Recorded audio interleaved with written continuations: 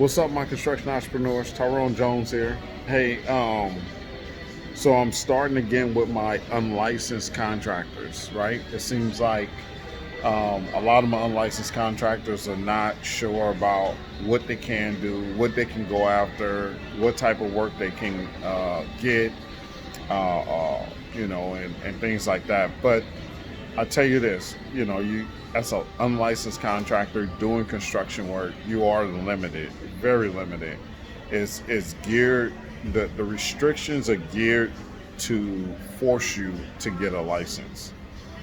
Um, and eventually you should get a license because there's so many restrictions out there. It makes it hard for you to carry on and have a living, turn this into a livelihood to where you can live off of it even after you stop. And that's the main goal. Like, you don't want to be working forever or have to work forever.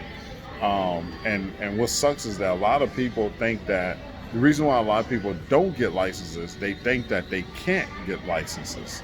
So first, let me lay out the minimum requirements to get a license.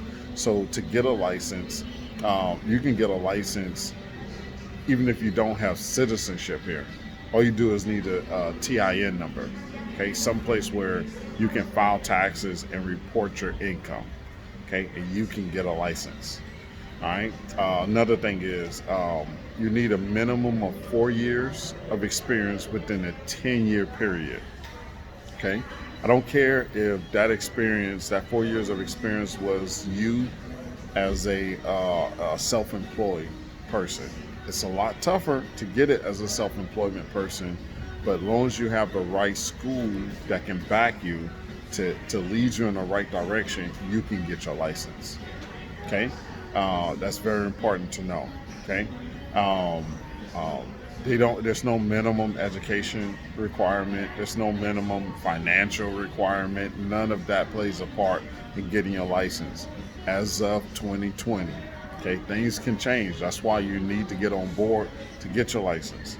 Now, the board does put restrictions on you to almost to the extent to where, like, you cannot break jobs down into $500 increments or try to charge as a labor or hourly rate only to keep down the $500 charge amount, right? You got to realize that no matter what, if you get a job and it's over 500, you have to realize that any way you slice and dice that, it's already done before. You're not fooling anyone. If you get caught, you get caught. Okay, but you have to look at it like as if you are doing each portion separately. You might want to even spread some days in between there and get work done like that. I know it becomes tough to lay that out for customers, but if they want you to do it and for you to stay in the right light, then it's best. Now, there's customers that don't care about that, right? There's customers that don't care about that you've been licensed. Matter of fact, the customers that hire you, they don't care. That's why I tell unlicensed contractors to go ahead and advertise. Now, a lot of contractors, kind of frown at that. It was like, man, why would I advertise? I don't have a license. Well, you need to reach more people out there that are your customers. There's customers that are out there that don't care that you're licensed. Matter of fact, it's the customers that you're currently doing work for. The people you're doing work for don't care that you're licensed. So why not advertise and get more of those customers? Why sit around and wait for them to trickle in from wherever or word of mouth to trickle around and then you get work? Advertise it. Whether you advertise it on Craigslist here in California is very popular. I think it's like $5 to advertise. Get it out there. But you have restrictions with advertising. You have to list that you are unlicensed. Okay, that's the trouble. But I say don't shy away from that. If you're unlicensed, that's how you want to roll. Put it out there. What could they do? Just not click on it? It's $5. Put it out there. Advertise it. I would even go as far as doing a drip campaign on Google or Facebook. Like, who cares? If you're already getting work, there's people out there want to give you more work. Okay? Another thing is you got to be careful with getting work that's combined with other work. Let's say like a homeowner wants some remodeling work done. Okay. If it's combined with a bunch of other work, they can't single it out and give it to you and says, hey, this floor is $300, but the total job I'm getting done with other contractors, it equals up to 80,000, right? But I'm only giving you this floor. The board frowns against that as well too. So you got to figure out how to work that out within, you doing work for people. You got to be careful that you don't put yourself in a position where you get caught red-handed. Now listen, you only get caught when things go bad. This is the only reason why you put these things in place. And always remember to do a contract. Even as unlicensed, always do a contract and sign off the task once they're completed. Always sign off the task once they're completed. Okay? That way, if you do have to go to court, this is the only reason why we do contracts, because there's a chance for us to go to court and we have a documentation, basically stating what we have done, what we were going to do, and what we were charging or have gotten paid or haven't gotten paid. This is all contracts is for, this to eventually, if you go to court, this is what we can use, this is what we can present. Okay, so you only going to get in trouble only when there's trouble. Okay, you never know if a customer is going to turn into a bad customer. You never know if you do something wrong and things go sour. So you always want to protect yourself. You want to get into the habit of that. Write a contract even if you're unlicensed. Okay, and write the right contracts. Don't go. I did a video recently on Instagram where I was like, yeah, I went to Staples. I used to go buy contracts from Staples. That's not a legal contract at Staples.